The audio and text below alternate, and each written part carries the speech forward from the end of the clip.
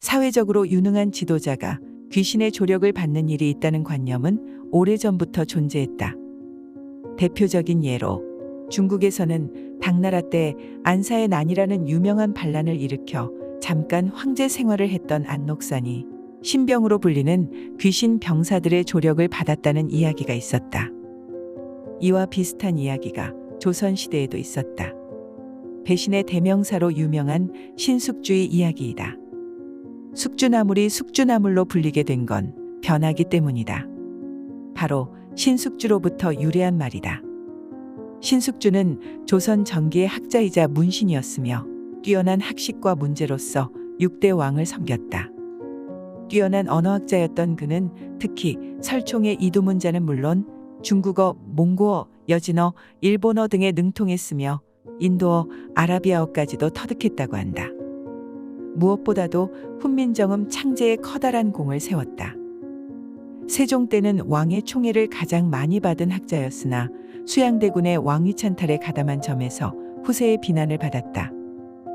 이러한 신숙주에게는 평생 그를 주변에서 호위하며 미래를 예지해준 청이동자가 있었다는 전설이 있다.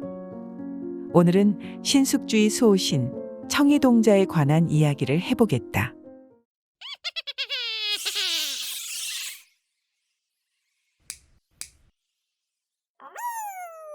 신숙주가 대과에 응시했을 무렵이었다.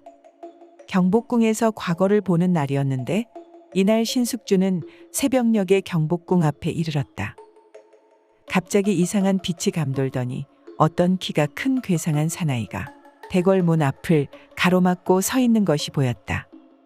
괴이한 일은 신숙주에게는 그 사나이가 분명히 보이는데 다른 사람에게는 그 형체가 보이질 않는 것이다. 더군다나 대궐문으로 들어선다는 것이 바로 이 괴상한 사나이의 입속으로 기어드는 흉측한 형상이었다. 깜짝 놀란 신숙주는 자기도 대궐문으로 들어섰다가는 그 괴물의 입으로 들어가게 생겼으므로 어떻게 하면 좋을까 하고 망설이고 있었다. 이때 누군가 뒤에서 신숙주의 소매자락을 잡아당기는 사람이 있었다. 깜짝 놀라 뒤를 돌아다 보니 푸른 옷을 입은 한 소년이 서 있는 것이었다. 소년이 신숙주에게 물었다. 지금 저 대궐문 앞에 버티고 서 있는 괴물이 보이십니까? 그래, 보이는구나. 저것은 대체 무엇이며 너는 또 왜 나이냐? 놀라지 마십시오. 저것은 나리의 걸음을 멈추게 하려고 제가 잠깐 요술을 부려본 것입니다. 나리께서는 훗날 큰 인물이 될 것 같기에 평생을 따라다니고자 하니 허락해 주옵소서. 신숙주는 소년의 당돌한 말에 어이가 없었지만 싫다고 할 까닭도 없어 승낙하였다.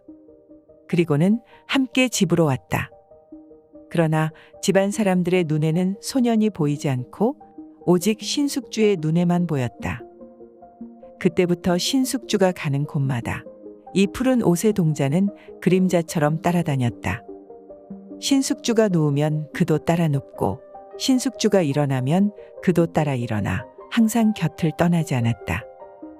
신숙주는 식사할 때마다 밥과 국을 조금 덜어서 청이동자에게 주었다. 쩝쩝거리며 먹는 소리는 들리지만 음식은 조금도 줄지 않았다. 청이동자는 신숙주에게 고마운 일을 많이 하였다.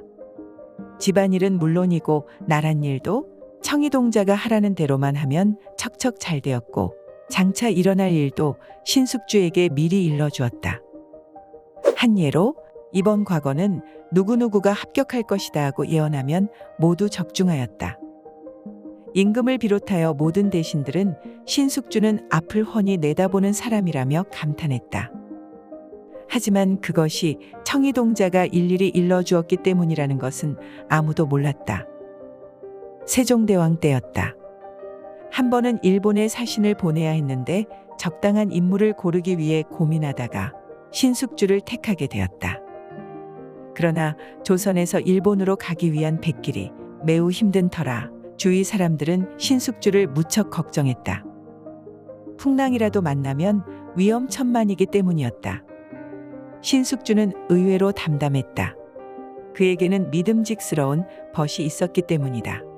바로 청이동자였다. 그의 가족들도 청희동자의 모습을 본 사람은 없지만 닫힌 방문 밖으로 들리는 말소리로 그의 존재를 가늠했다. 동자야, 이번에 내가 일본으로 가게 되었는데 신변을 좀 부탁하자꾸나. 네, 걱정하지 마시옵소서. 그러길 얼마 후 신숙주를 태운 배가 일본으로 향했다. 그렇게 나아가던 어느 날 갑자기 심한 안개와 거센 바람으로 물길을 잡을 수 없는 상황이 벌어졌다. 사공들은 이내 당황하기 시작하였다. 이대로라면 큰일이라면서 배 위를 분주히 오갔지만 어쩔 수 없는 지경이었다. 신숙주는 동자를 불렀다. 그러자 목소리가 허공에서 들려왔다. 돛을 올려 배를 서쪽으로 향하게 하십시오.